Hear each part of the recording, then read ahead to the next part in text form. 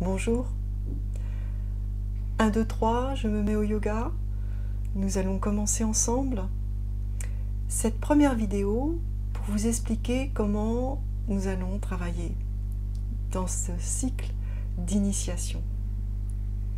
Sachez déjà qu'il n'y a pas de meilleur moment pour commencer le yoga que celui que l'on a choisi.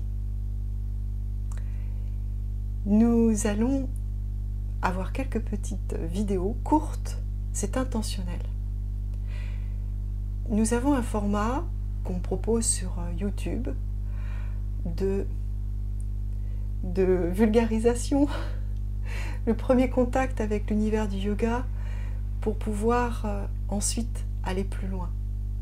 Alors profitons de ce format pour utiliser des vidéos courtes.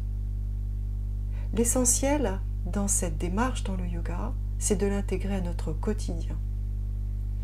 Si vous allez en salle, vous allez avoir un cours d'1h15, 1h30, c'est le format habituel. Mais l'intérêt de ces vidéos, c'est de trouver des petits moments où on va pouvoir entrer dans l'univers du yoga facilement. Voilà, c'est l'objectif. Pour bien vivre ces moments, il va falloir un petit investissement dans le matériel et puis peut-être, avant d'investir, trouver chez soi des petits éléments qui vont nous permettre de compenser ce qu'il faut bien reconnaître comme étant un manque de souplesse. Mais ce n'est pas un problème, on va simplement y remédier. Grâce à cette approche, une approche qu'on peut appeler moderne, c'est le terme que l'on emploie, bien que ça ne soit pas tout à fait le terme idéal, mais c'est un temps dans l'histoire du yoga qui nous vient du 19e siècle, pour nous c'est moderne, la fin du 19e siècle, en Inde, où on a commencé à comprendre qu'il y avait une demande pour un yoga plus accessible, et pour cela, il y a eu l'introduction d'asanas plus faciles et surtout l'introduction du matériel. On a plus près de nous un maître, un grand maître qui s'appelle Iyengar, il est décédé en 2014, donc vous voyez, il est tout proche. Et lui, il nous a vraiment permis à tous les professeurs, même ceux qui n'ont été formés ailleurs, de pouvoir utiliser ce matériel. Ça change totalement la pratique. Alors je vais vous le présenter. Tout d'abord, eh bien, on a un tapis. Voilà, ça vous paraît une évidence, mais ce tapis est antidérapant. Il n'est pas obligatoirement très épais, mais antidérapant. Ce n'est pas un tapis de gymnastique.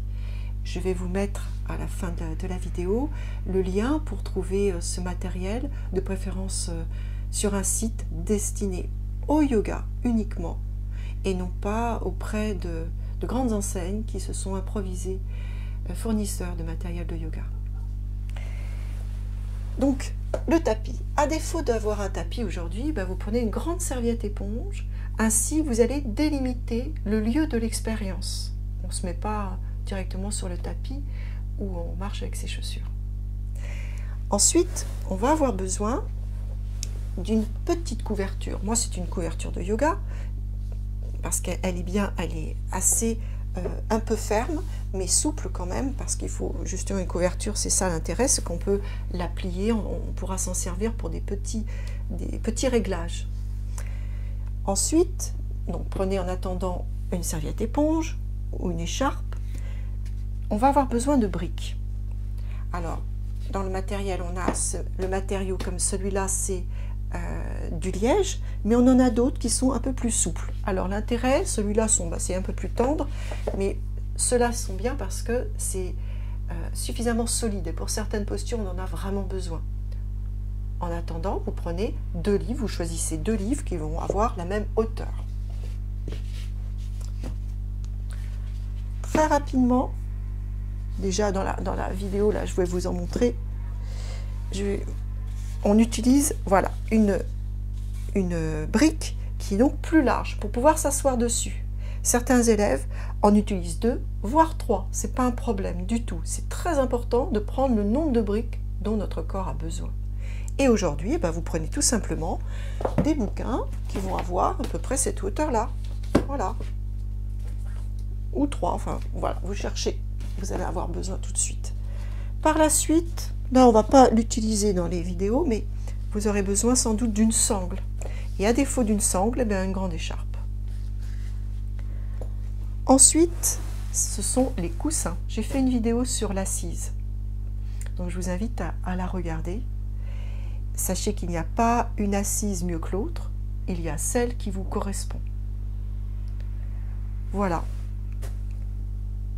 Une fois que vous avez rassemblé votre petit matériel, eh bien on va pouvoir commencer. Je vous invite à la prochaine vidéo.